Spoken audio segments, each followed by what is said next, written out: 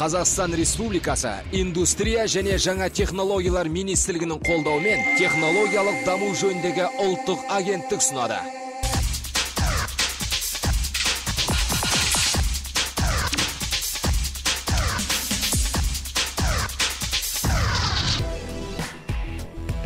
Құнды идея ақылды адамның ғана ойында тұнады. Вильгельм Виндельбанд.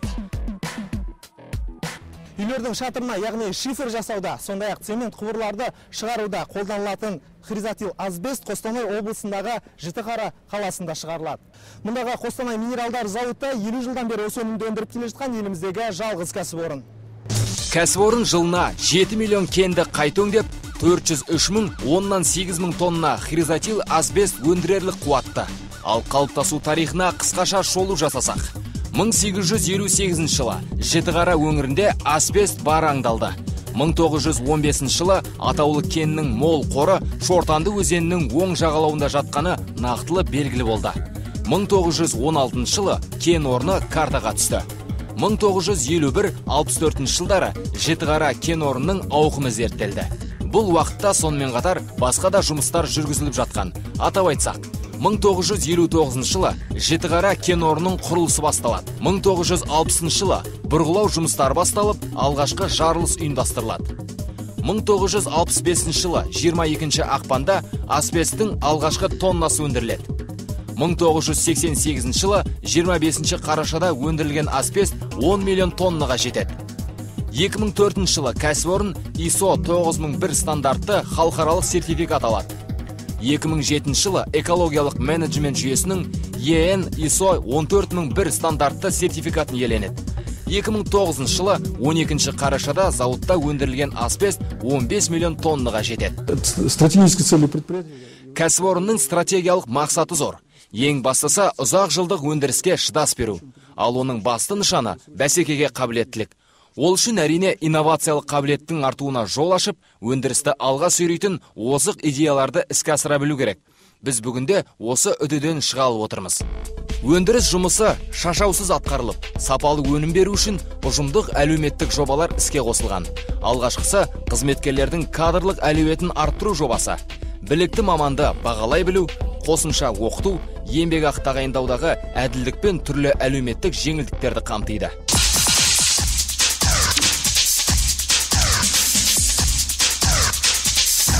Табиғатты қорғау мен өнім ресурсын үнемдеу жобасы табиғи ресурстарды қолдану, өндіріс қалдығын азайту, қоршаған ортаны ластамау, өндірістік процестің экологиялық қауіпсіздігін ұйымдастырусында рационалдық қажеттіліктерді қамтиды. Бұл тарапта инновациялық ой өріс қалыптастыруымыз керек. Мәселен, идея деген белгілі бір жобалық элементтер бар дүние ғой. Яғни бір жерден үлгі алу керек. Біз осыны ұқып, рационалдық қажеттілікті өтеудің жолын белгіледік. Сөйтіп, жұмыскерлер үшін ғаламторға еркін жол аштық. Түрлі ғылыми методикалық әдебиеттер жаздыратын болдық. Біз бұлардың ешқайсынан да қаржы аямаймыз. Бұл туралы сәл кейінірек. Әуелі өндірістік процесс туралы бірер сөз. Қостанай минералдары қуатты өндірістік кешен, бұрғылай жару, тау-кен транспорты, теміржол транспорт өндірісі, байыту, энергошаруашылық және автотранспорт кешендерінен тұрады. Ал жұмыс барысын айтсақ, шахтадан жеткізілген кен тастар ауқымы 1-2 метрден 50 миллиметрге дейін кішірейгенше 3 қайтара үгітіледі.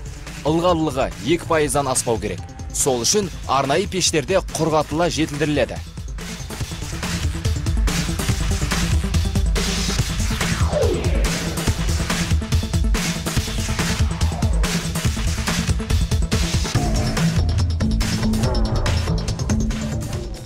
Байыту технологиясында кен одан әрі майдаланып, асбест талшықтары сортына қарай сорғыш желдеткіштер арқылы іріктеледі. Сөйтіп алынған асбест талшықтары одан әрі тазартылып, сұрыпталып, қосымша кептіріліп, межелі сапаға жеткізіледі. Біздің өнім өте сапалы, әрі басқа сортты асбесттерге қарағанда табиғи қалпы жоғары деңгейде сақталады. Өніміміздің қоршаған ортаға, зауыт қызметкерлеріне еш зиян жоғы ғылыми түрде дәлелденген. Қостанай минералдары зауыты хризотил асбесттің 3-тен 6 группаға дейінгі 10 маркасын шығарады. Хризотил физикалық химиялық қасиетке бай қосынды. Жоғары температураға шыдамды, жылу өткізбейді. Электр өткізгіштік қасиеті бар. жоғары коэффициентті үйкеліске төзімді, иілгіш, берік, арматуралық, адсорбациялық және сілтілік қасиеті бар. Ал асбесттің өзі қоспа және таза күйінде 3000-нан астам затты құрайды. Құрылыста, автомобиль, авиация, химиялық, электрохимиялық өндірісте, машина мен кеме жасауда, асбест цементті конструкциялар өндірісінде, радиация сәулесінен қорғану құралдары, өрттен қорғайтын костюм мен алжапқыш, қалпақ пен қолғап тігуге кеңінен қолданылады. Қостанай асбестінің және бір ерекшелігі оның сапасына шендесерлік қолдан жасалған материалдың болмауы. Тұтынушы орта деңгейлі көп өнімнен гөрі қай көлемде болса да сапалы өнімді таңдайды. Біз сондықтан бар күшімізбен білгенімізді сапалы әрі бағасы да тиімді халықтық тауар шығаруға жұмсап отырмыз. Осы арада Қостанай минералдары зауытынан шығатын хризотил асбест группаларының өндірістік қажеттілігін тізе кетсек. Хризотил асбесттің 3-4 группасынан су, канализация жүйесіне, табиғи газ бен мұнай өнімдерін транспорттауға арналған азбоцементті құбырлар жасалады. Хризотил асбесттің 5-6 группасынан жалпақ әрі қалшықты престелген қалқандар, жабындық және экструзионды панель, ғимарат қабырғаларын жабатын құрылыс материалдар жасалады.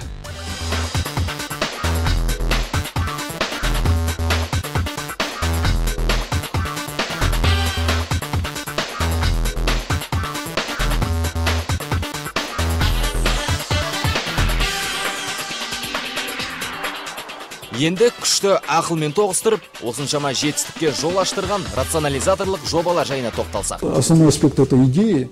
Басты аспект – идея. Сонымен қатар ол идеяның өндіріске қажеттілігі де маңызды. Ал біздің жағдайымызда асбест өндірісінде тың идеяға деген сұраныс өте жоғары. Сонысына орай талпыныста жақсы. 3500 адам жұмыс істейтін Қостанай минералдар зауытындағы рационализаторлық идеялардың бірегейін ұсынған азамат Владимир Коцкий. Владимир Коцкий 1950 жыл туған, мамандығы инженер-технолог, міндеті Қостанай минералдары кәсіпорны сапа басқармасы қызметінің бастығы. Карьерден қазылып алынған асбест өнімі 10 шақты цехтан өтіп, әбден тазаланады. Соңында байыту цехына келеді. Бұл жердегі жұмыстар кезінде адам қолымен істесе, қазір автоматтандырылған жүйеге көшірілген. Рационализаторлық идея авторлары осы арқылы уақыт пен қаржыны үнемдеудің жолын тапты. Рационализатор KZ байқауының жылдың үздік рационализаторлық шешімі номинациясына ұсынылған бұл жолғы жоба 4-ші группадағы фракциялық құрамның сапа тұрақтылығын қамтамасыз ету деп аталады. Рационализаторлық жобаның мақсаты мына асбест ұнтағын іріктеу престерінің ағымын тұрақтандыру. Бұрын мұнымен аға реттеуші айналысатын, яғни адам қолмен жасалған соң әр престің мөлшері әртүрлі болушы еді. Қазір бұл технологиялық ағысты машина реттейді. Яғни әр 5 минут сайын дайын өнім тізбегінің арасы қалқанмен бөгеледі. Нәтижесінде өнімнің бір бөлігі жеке жөнелтіледі. Процесс тап осы қалыппен әр 5 минут сайын қайталанып отырады. Сөйтіп қатар тұрған екі престе бір жолда екі түрлі сападағы өнім қапталады. Әрі өнім нақтылы уақытта нақтылы мөлшермен іріктеледі. Мақтаға ұқсайтын дайын өніміне бұл ең тазасы 3-ші сорттағы асбест. Мамандар бұны қапқа салмас бұрын тағы бір мәрте лабораторияда тексереді. Егер сапасы жоғары жақсы болса, сатылымға жібереді. Егер нашар болса, қайта өңдеуге кетеді.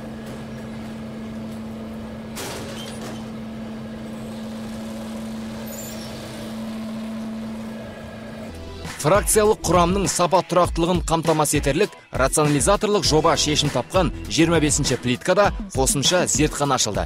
Әрине, өнім сапасын біз баяғысынша пресс қаптау орталығының зертханасақ анықтай беруге болар еді. Алайда тың идеяның нәтижесі толыққанды болу үшін экспресс зертханаға да маңызды міндет жүктелді.